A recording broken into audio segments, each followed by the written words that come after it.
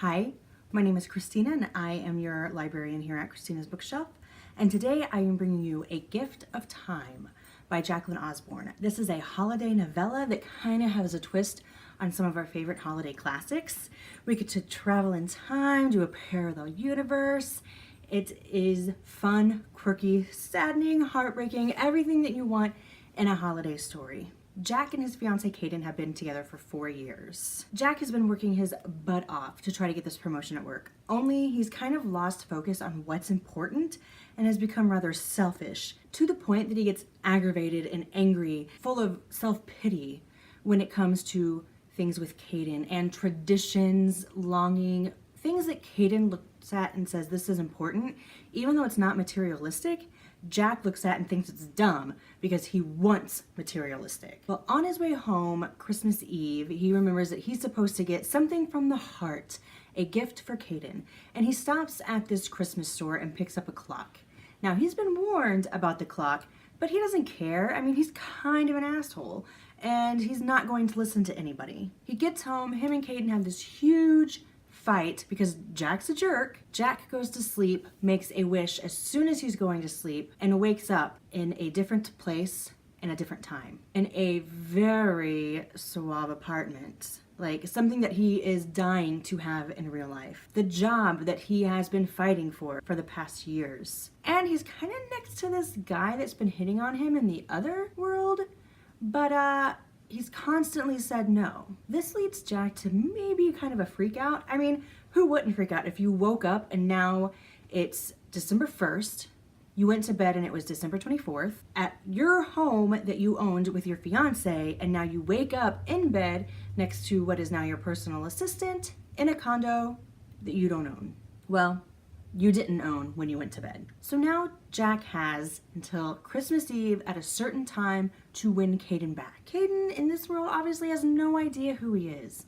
How they met has not happened. So Jack has to go through this whole process of finding Caden, meeting Caden, and developing a relationship with Caden, and getting him to fall in love with him in that 24-day time span. That's a lot of work for somebody who is a big, enormous jerk, stopping and having to think about somebody else. However, the thing is, does Jack really want to go back to his old life? He has the job he's desired, the materialistic things that he's just been craving. He can go out and buy whatever he wants. Does he really need Caden and that burden and what's going to bring him down and all those stupid traditions? For a while, he thinks not, until he realizes that a good part of him is missing, and that part is Caden. Caden will forever own a part of his heart and soul. So now we've piddled away time. How do we get Caden back? And so the story is really all-consuming with Jack. I think what gets me is the memories. Something will happen in life and he'll just have a memory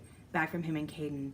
And it just brings a flood of emotions because he's remembering, his heart is longing for its soulmate and he just can't grasp it. And time is running out. I am giving A Gift of Time by Jaclyn Osborn 4 stars. I'm having a hard time dealing with Logan, who at first was like this really creepy coworker who constantly hit on Jack, and then we have this parallel universe or alternate reality, and he's a decent guy. I mean, he's still kind of swarmy and whatever, but he's still decent.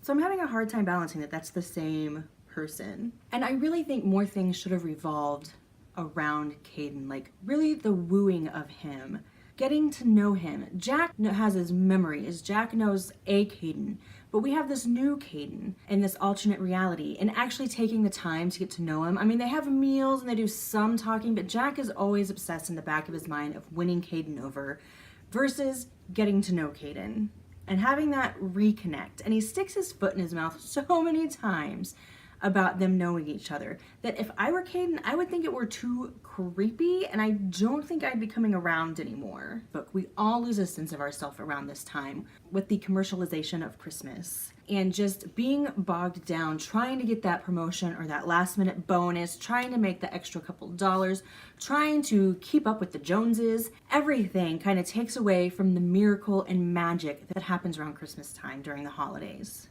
And I think Jaclyn shows us and reminds us what actually this is about. Love, family, friends, putting others before yourself. Self-sacrifice is a big thing here, and it takes a lot for Jack to come to that conclusion. Oh, and if you're wondering about the sexy times, yes, and they are amazing. So holiday magic and sex.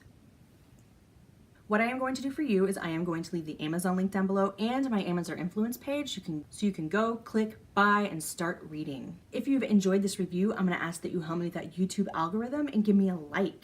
Leave me a comment. I love to interact with all of you guys. And go ahead and hit that subscribe button. I try to get new stuff out for you guys every Monday through Thursday, but I never know what time. And that's the magic of the subscribe button, is that you will get a notification when I have something new for you. If you're like me and think this chick's pretty awesome, down below I'm going to leave stalker links aplenty so you can go, click, investigate, enjoy. If you have a book or an arc you'd like me to read or some light editing proofreading you would like done, you can request via website. A Gift of Time by Jaclyn Osborn, 4 stars. Bye. Hi, my name is Christina and I am your librarian here at Christina's Bookshelf.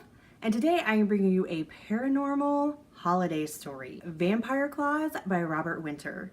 This is the first Robert Winter book that I've ever read, so it was kind of a treat to get something out of the norm. So I was excited to get into this. Plus, Will talked about it on Jeff and Will's Big Gay Fiction podcast, and that really revved my engines some more. Taviano is a 200-year-old vampire, and all he has done is roam the world.